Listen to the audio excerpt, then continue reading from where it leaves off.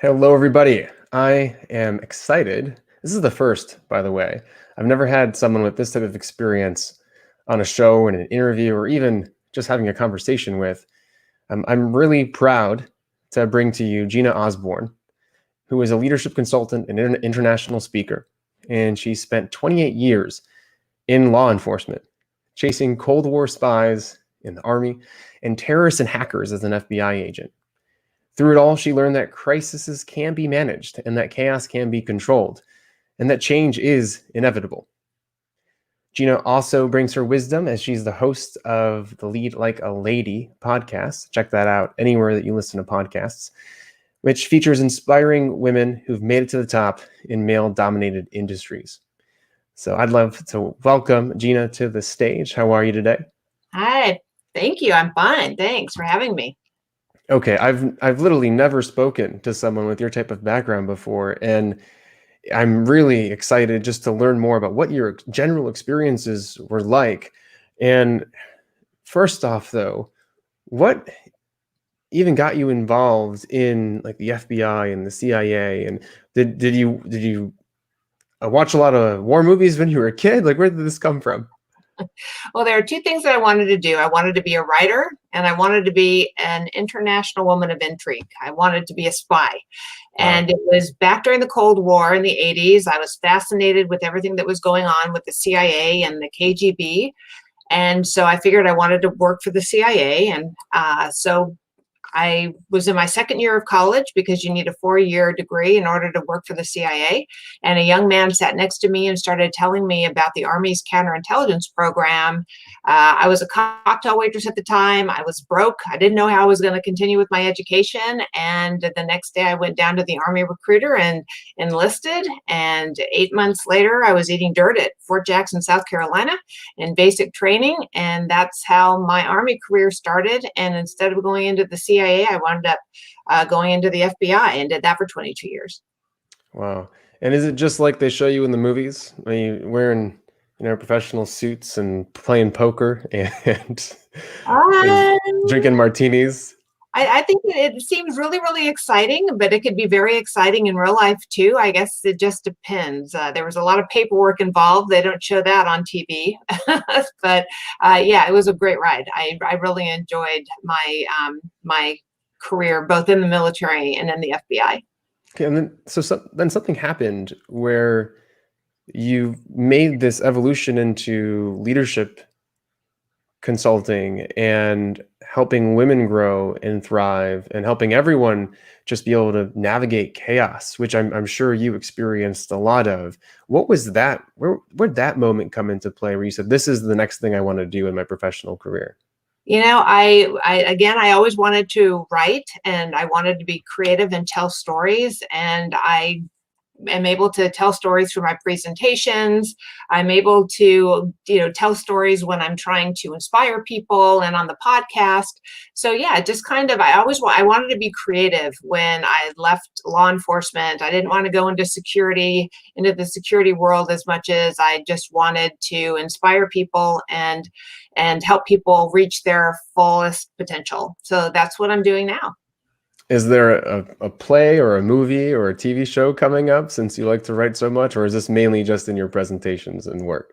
I am working on that on the side, so stay tuned. I should know within the next couple of months. Oh wow. Okay. So we'll have to have you back on again when this does happen. That'd be Yeah, pretty exciting. yeah. Okay. So master storyteller, because that's one of your skill sets. I don't want to put you on the spot, but if you have do you have a story that you'd like to share that highlights your theories on how to navigate chaos or change or something from your experience? Gosh, just there are so many stories to tell. Just in the military, I was on a team where we investigated the highest profile espionage cases. So all of the American spies, whether they were service people or they were contractors, we would go out and we would get called out and to follow those folks around and conduct investigations on them. So there were a lot of harrowing moments during that time. And then also just working counterterrorism, and I was in charge of cyber and computer forensics for FBI Los Angeles for the last 11 years of my career. So there was constantly some sort of chaos or some sort of crisis or change taking place. And so I just kind of bottled it all up, and that's what I do to use to work with my clients is when they're just inundated with chaos or they have to handle a crisis, I'm able to use those skills and help them get through it. What does chaos do to us? Like when we are living and breathing chaos and turmoil and conflict each and every single day, how do we manage that properly in a way that actually helps us work towards our goals and not just pull our hair out and give up and run away screaming? What are some of your solutions? When I talk about chaos, I talk about what do we tolerate? The more we tolerate, it seems the more chaos we have in our lives. And really chaos, our tolerations are those annoying little things that are going on, when alone, just individually, they're not a whole lot. But when they are piled on top of each other, that's when we just want to burst because we just can't take it anymore. So what I like to tell people is figure out what you're tolerating and start eliminating those things. So it could be as easy as the boxes in the garage that you need to unpack. You need to unpack. Every time you drive into the garage, you see them there and it's like, it's one more thing I have to do, all the way up to uncomfortable or unhealthy relationships. And this can be either in our personal lives or at work. And so if we just take those things, just write them all down. And these are the things, that are at work, are at home, within our relationships, all of the things that are just kind of slowing us down because we're always tripping over things and we're focusing energy on that instead of focusing on getting the ball down the field when it comes to achieving our goals. And you would be surprised that even just eliminating, just unpacking those boxes or fixing the faucet, every time you go into the garage or every time you go into the kitchen and you don't have a leaky faucet, you're going to feel that sense of relief.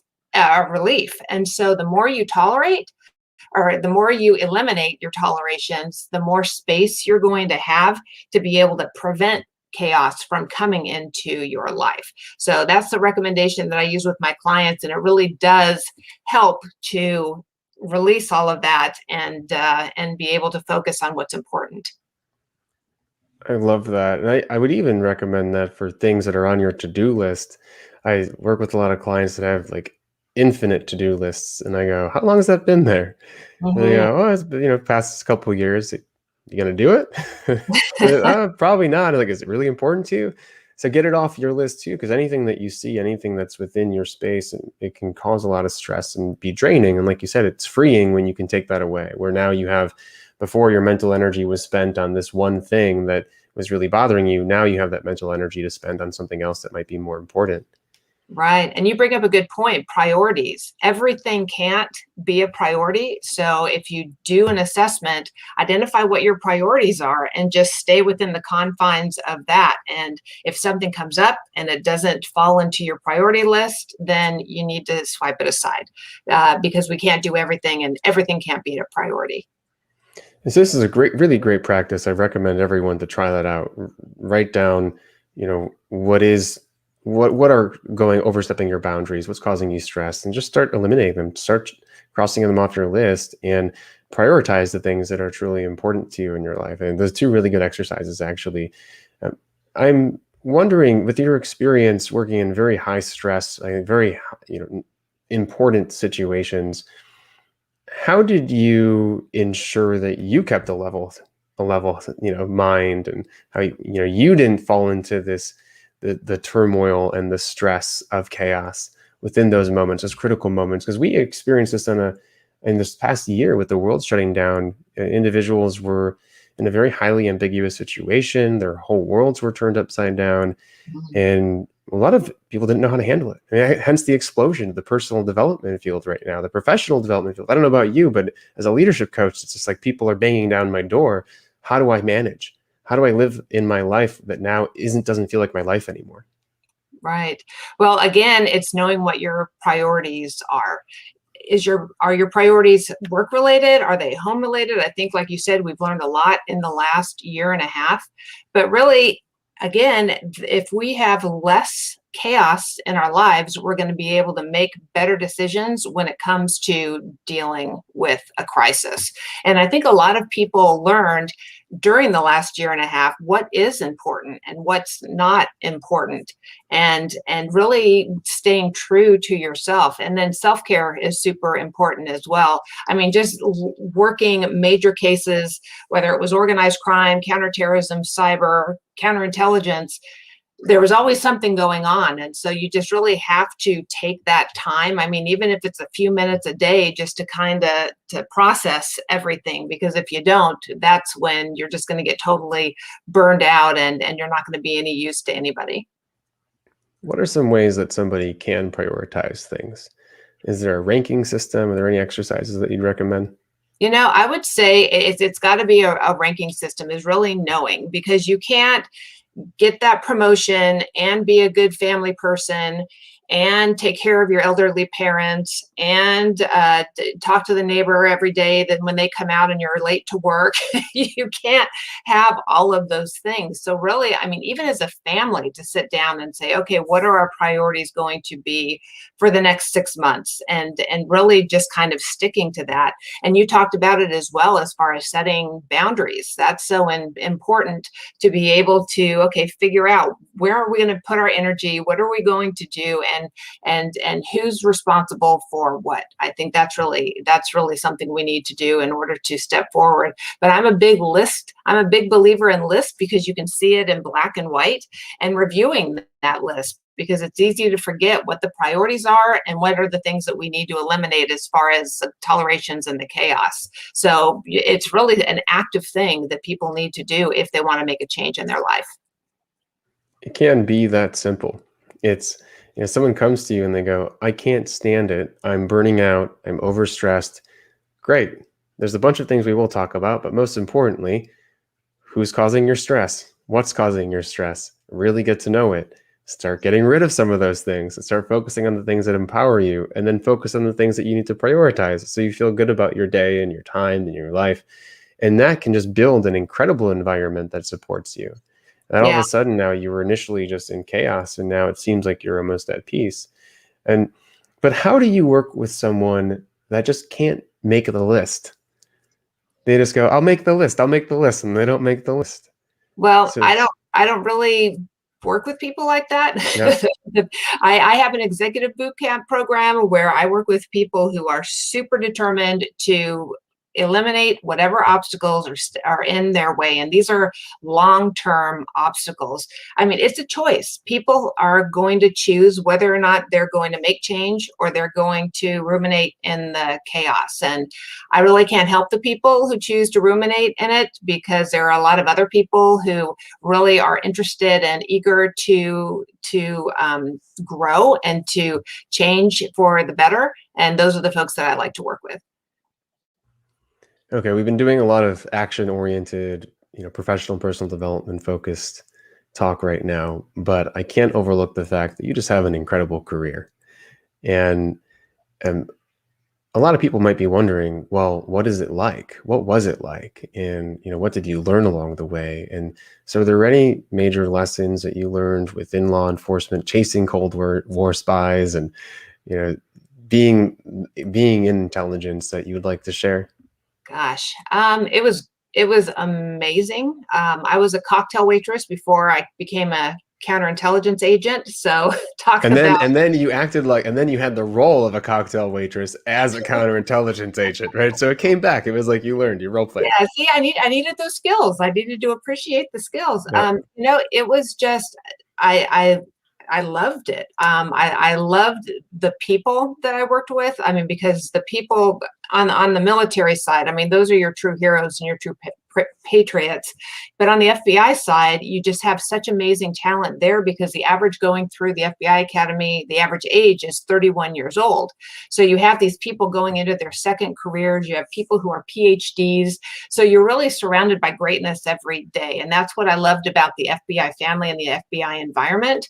And just having the opportunity to work these amazing cases and putting bad guys in jail to make the community better. So I really enjoyed that quite a bit, and just so much so that I did it for 28 years. But yeah, just going on to new things and being able to be creative and enjoying myself now. But yeah, it was an incredible experience, I have to say. And during that time, as you mentioned, you're surrounded by really, uh, what's the word I'm looking for? Like qualified, I guess, individuals, or versatile, but also highly intelligent and capable. You must have been exposed to a variety of different types of leaders and different Oh, leadership styles. And so, what did you learn actually during your time about leadership through your career? that's an interesting question. I just gave a presentation on authentic leadership, and I had to really think about what that meant to me. And as a woman in a male dominated field, going into the Army, I think fewer than 10% of the soldiers were women when I joined back in 1986. 14% of the FBI agents were women when I came in 1996. So, I had a lot I learned a lot when it came to leadership, and I took on a lot of the qualities of my male counterparts because I wanted to fit in. And so fast forward to till I got the assistant special agent in charge job over cyber and computer forensics. I had no technical expertise whatsoever. So when I was leading from the front, which I had always done because that's what I learned from all of my male counterparts, it didn't work because my cyber folks, whenever I would look around while I was leading from the front, nobody was following me because they didn't see any technical skill, and that's really the currency when it comes to working with folks like that. So that's when I really became an authentic leader, because I had to really do an evaluation as to what are my true leadership skills. And I'm a good communicator. I'm a good communicator, I should say. I know how to build great relationships. I am a networker. I'm a problem solver. So really, when I started to rely on the things that I was good at, the things that I really didn't give much value to because I didn't even see them as a skill because I was good at them, right? We don't really see those types of things as being, so profound because we have those skills. But when I really worked on those skills, that's when I became a servant leader to work with these cyber geniuses. And that's when I really started to shine as a leader, is when I started to lead authentically. Yeah, a lot of gems there, just humanizing leadership, focusing on the people. Leadership isn't about leading, it's about the individuals that are in front of you. And moving away from trying to be someone that you weren't as well at that same Mhm, time. mhm. Exactly. And Yeah. giving everybody ownership of the mission. And that's one thing, if you ask leaders, do your people have ownership in the mission? They're automatically going to say, well, of course they do. But do they have the ownership to do what they need to do their way? Because when we decide that as leaders, we're going to tell people how to do something, how to execute, that's when we take away their creativity. But when we give them ownership, then that's when their creativity really grows. And that's when morale increases. That's when productivity increases. So that was a huge lesson for me, because I led with fear prior to becoming a servant leader, because I didn't want anyone to make mistakes, because I thought it was going to come back and reflect on me. But then after I started leading authentically, it's like, if you want to make a mistake, as long as it doesn't, cost any taxpayers money, and as long as it doesn't, no one gets killed or hurt in the process, make the mistakes, because that's where we grow as leaders, is through our mistakes. And I don't want to read between the lines, so correct me if I'm wrong. But was it that you felt more pressure to succeed because that there weren't as many female leaders, or was it just in general that type of mentality that you had around leadership?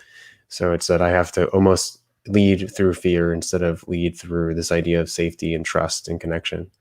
I think the fear came from not leading authentically. I think the Yeah. fear came from taking on other people's leadership traits that weren't my own, and pretending to be something that I wasn't. And I learned along the way. And when you don't lead authentically, you do have a lot of fear. You know, you're afraid to make mistakes. You fear you have to be perfect. You fear people are going to find you out. That's where imposter syndrome comes from. Mhm. So really, it's important for us to make that assessment. I'm going to say make that list of what our leadership skills are. You know, what are we genuinely good at? And if we really focus on those, that's how we're going to best contribute to our workplace. So what do you do with the leader that says, my authentic style of leadership is telling people what to do and getting angry at them and letting them know that I'm angry at them, and people will follow me because of that? And so there's that is that authentic? And because that doesn't sound useful if it is, Well, even if it is authentic to them. well, I would say, okay, let's look at what your morale is, what your productivity is, and how the people feel about your leadership style. If you can do that with charm and dignity and respect, well, then, and it's working for you, then, and if it's working, then it's working. However, I would guess that there are some issues in that workplace that need to be fixed as a result of that type of leadership style. Of course, I mean, if we want to be dictators, and people need a job, they're going to work there, but you're not going to have the loyalty, you're not going to have the respect. So there's a big trade-off if that's the way you're going to lead.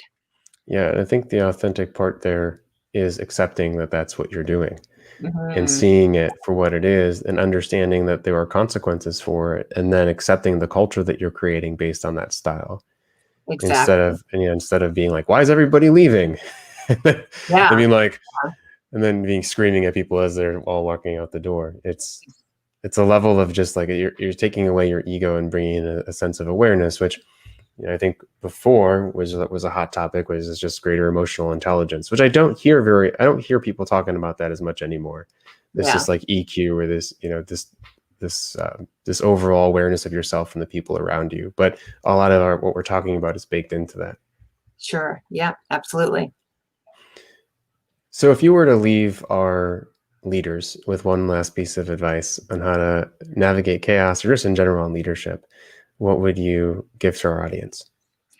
I would say it's important to listen to your people. It's important to allow your people to grow and be creative. And if someone comes to you and says, this is what we're going to do, and this is how we want to do it, try and stop yourself from saying, okay, well, go ahead and do it, but do it this way.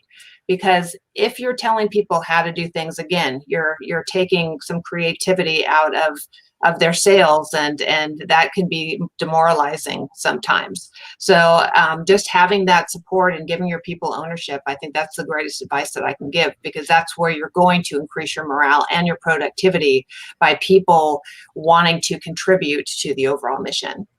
Yeah, it takes a little bit longer. I work with clients and go, when someone asks you a question, don't give them advice. Ask them a question. Like, it's respond to a question with a question to learn more. You'll build a relationship and learn a lot, and you may be surprised by how creative and innovative your employees are.